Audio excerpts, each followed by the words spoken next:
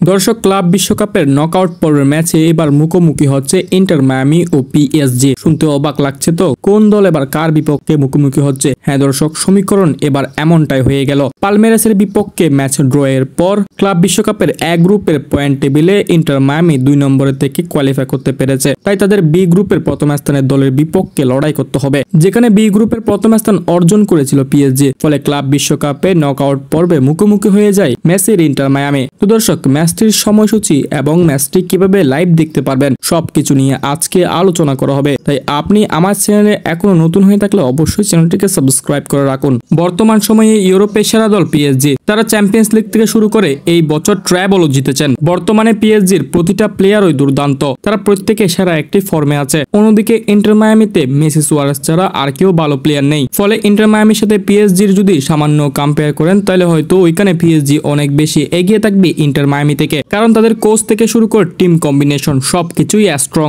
দর্শক, এবার জেনে নিন ম্যাচটি কত তারিখ মাঠে গড়াবে। দর্শক, ম্যাচটি মাঠে গড়াবে 29 জুন রাত 10টা বাজে। হ্যাঁ দর্শক, 29 জুন রোজ রবিবার বাংলাদেশ সময় অনুযায়ী রাত 10টা বাজে ম্যাচটি মাঠে গড়াবে। এবং ওই দিন যেই দলটি জিততে পারবে তারা চলে যাবে আগামী পর্বে, এবং যেই দলটি হেরে যাবে তারা হয়ে যাবে আবারও এলিমিনেটেড, অর্থাৎ তারা এই বছরের ক্লাব বিশ্বকাপ থেকে জটকে যাবে। দর্শক, এবার জেনে নিন ম্যাচটি কিভাবে সরাসরি মোবাইলে লাইভ দেখতে পারবেন। দর্শক, আমি এখানে স্ক্রিনে দুটি অ্যাপসের নাম লিখে দিয়েছি, আপনারা একটু ভালো করে দেখে নিন। এই দুটি অ্যাপস থেকে যে কোনো একটি অ্যাপসে ম্যাচটি সরাসরি লাইভ দেখা যাবে। তো দর্শক, আপনাদের কি মনে হয় ম্যাচটির ফলাফল কি হতে পারে? অবশ্যই আপনারা একটা অনুমান করে কমেন্ট সেকশনে জানাতে পারেন।